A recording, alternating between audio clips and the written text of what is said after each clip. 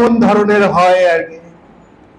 যেমন আলবার্ট আইনস্টাইনকে নিয়ে একটা মজার গল্প আছে এরকম, যে তিনি একবার বাসে করে কোথাও যাচ্ছিলেন, তো কিছুক্ষণ পরে যখন টিকিট চেকার আসলেন টিকিট চেক করতে, বলে যে স্যার আপনার টিকিটটা।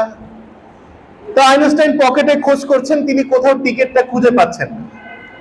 তো বাসের কন্ডাক্টর আবার চিনে ফেলেছেন তাকে, স্যার আপনি তো বিজ্ঞানী আইনস্টাইন, তো আমরা আপনাকে চিনি, আপনাকে আপনার টিকিট লাগবে না স্যার, কোনো অসুবিধা না, আপনার টিকিট খুঁজতে হবে না।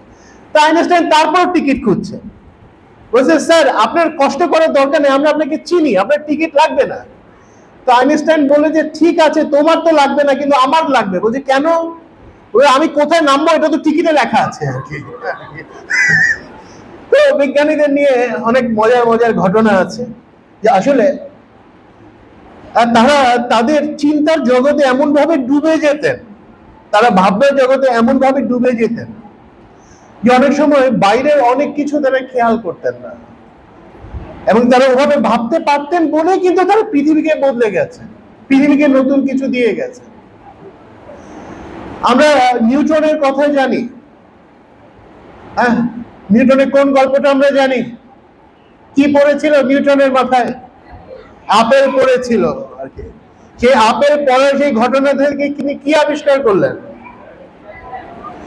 তিনি আবিষ্কার করলেন স্রষ্টার একটা আইন, আল্লাহর একটা আইন, প্রকৃতির একটা আইন। তিনি রিলেট করলেন যে যে কারণে আপেলটা গাছ থেকে মাটিতে পড়ে, ঠিক একই কারণে চাঁদটা পৃথিবীর চারদিকে ঘুরছে। চাঁদ কিন্তু আসলে ঘুরছে না, চাঁদ কিন্তু প্রত্যেক মুহূর্তে পৃথিবীর দিকে পড়ছে, কিন্তু আমাদের কাছে মনে হচ্ছে যে চাঁদটা পৃথিবীর চারদিকে ঘুরছে। ওটা আসলে ঘুরছে না, ওটা পড়ছে আপেলের মতোই, কিন্তু এটা এমন অ্যাঙ্গেলে পড়ছে যে পৃথিবী আবার এখান থেকে সরে যাচ্ছে, চাঁদও সরে যাচ্ছে, যার ফলে এটাকে মনে হচ্ছে ঘুরছে। এই যে রিলেশনটা, এটা হচ্ছে বিজ্ঞানীরা ভাবতে পারে, যে তারা একটা বাস্তব ঘটনা থেকে অনেক বড় সত্যকে তারা বুঝতে পারে। এই আজকে বিজ্ঞান বিমান আবিষ্কার করেছে, কি আবিষ্কার করেছে, কি দেখে আবিষ্কার করেছে? পাখির দিকে তাকিয়ে তারা দেখবো যে পাখি কিভাবে ডানা মেলে, তার পেছনে যে পুচ্ছ, সেই পুচ্ছটাকে কিভাবে মেলে ধরে, সেখান থেকে তারা ফাইন্ড আউট করে, ও আচ্ছা এইভাবে করে তাহলে বিমান নির্মাণ করা যায়। তো আসলে বিজ্ঞান একজন মানুষকে শেখায় যে কিভাবে তাকাতে দেখতে হয়।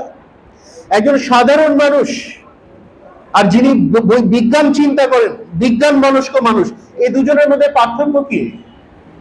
সাধারণ মানুষ তাকান কিন্তু দেখেন না, আর একজন বিজ্ঞান মনস্ক মানুষ তিনি দেখেন, তিনি অবজার্ভ করেন, তিনি ভেতরের সত্যটাকে বুঝতে পারেন, তিনি শুধু তাকান না। তো আমি আপনাদেরকে অভিনন্দন জানাই যে আপনারা আস্তে আস্তে এই দেখার চোখটা সৃষ্টি করেছেন, এবং এই জন্য বিজ্ঞান জানতে হবে। বিজ্ঞানী হতে হবে এমন কোনো কথা নাই, বিজ্ঞানী হতে পারলে খুব ভালো, কিন্তু নিজের ভেতরে বিজ্ঞান মনস্ক মানসিকতাটা থাকতে হবে, আমাকে জানতে হবে। কারণ যে জানে আর যে জানে না, দুজন কখনো এক হতে পারে না। তো আমরা বিজ্ঞান জানবো, আমরা প্রযুক্তিতে দক্ষ হব, কিন্তু একটা জিনিস আমরা সবসময় মনে রাখবো প্রিয় বন্ধুরা, যে প্রযুক্তি দক্ষ হওয়া আর প্রযুক্তি আসক্ত হওয়া কিন্তু এক জিনিস নয়। আপনাদের একটা ছোট্ট উদাহরণ দিয়ে বলি, এই যে আমরা এখন যে স্মার্টফোনটা ব্যবহার করি, টাচ স্ক্রিন ওলা যে স্মার্টফোন, এই স্মার্টফোনের জনককে, মানে টাচ স্ক্রিন ওলা এই স্মার্টফোনের জনককে কে বলতে পারবেন? স্টিভ জবস, নাম শুনেছেন? Steve jobs. স্টিভ জবস যে স্মার্টফোনটা, তার যে কোম্পানি থেকে যে স্মার্টফোনটা বের হয়, এই কোম্পানির নাম কি? আইফোন। অ্যাপল কোম্পানি থেকে আইফোন বের হয়। তো খেয়াল করেন, স্টিভ জবস যখন আইপ্যাড বের করলেন, আইপ্যাডটা বের করেছেন মূলত আপনাদের জন্য, ইয়ং জেনারেশনের জন্য। তো তিনি যখন আইপ্যাড বের করলেন, তো তাকে প্রশ্ন করা হয়েছিল যে স্যার আপনি তো ইয়ংদের জন্য আইপ্যাড বের করেছেন, তো আপনার ছেলেমেয়েরা কি আইপ্যাড পছন্দ করেছে? স্টিভ জবস সেদিন উত্তর দিয়েছিলেন যে আমার ছেলেমেয়েরা এগুলো ব্যবহার করে না, এগুলো তাদের জন্য না। অর্থাৎ বুঝতে পারছেন, যিনি আইফোন কোম্পানির মালিক, তার ছেলে মেয়েরা কোনোদিনই আইফোন আইট্যাব ব্যবহার করার অনুমতি পায়নি। বিল গেটসের ছেলে মেয়েরা স্মার্টফোন তো দূরের কথা, বাটন ফোন ব্যবহার করার অনুমতি পেয়েছেন বয়স 14 পার হওয়ার পরে। কেন? কারণ এই টেকনোলজি নিয়ে যারা কাজ করেন তারা জানেন যে সব জিনিস সব বয়সের জন্য নয়।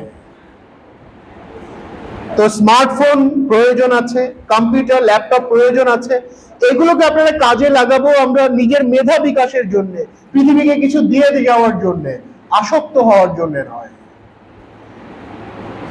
তো প্রিয় শিক্ষার্থী বন্ধুরা, আপনারা খুব সতর্ক থাকবেন এবং সচেতন থাকবেন স্মার্টফোন ব্যবহার করা থেকে বিশেষভাবে।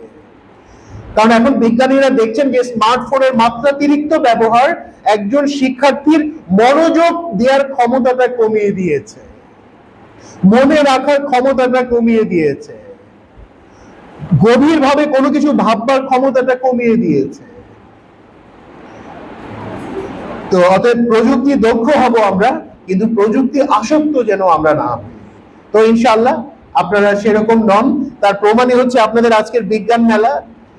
কারণ প্রযুক্তি আসক্ত যারা, তারা কখনোই গভীরভাবে কোনো কিছু ভাবতে পারে না। তো এই জন্য আবারও আপনাদেরকে আমরা অভিনন্দন জানাই। তো আসলে বাইরের বিজ্ঞান সম্পর্কে যেরকম জানতে হবে, শেষ যেটা অনুরোধ করব আপনাদেরকে, সেটা আপনারা নিজের সম্পর্কে জানার চেষ্টা করবেন, নিজের বিজ্ঞান সম্পর্কে জানবেন, যে ব্রেইনটাকে কিভাবে বেশি পরিমাণে ব্যবহার করতে হয়, মনের শক্তিকে কিভাবে বেশি পরিমাণে ব্যবহার করতে হয়, এবং কিভাবে সত্যিকার অর্থে একজন ভালো মানুষ হয়ে উঠতে হয়।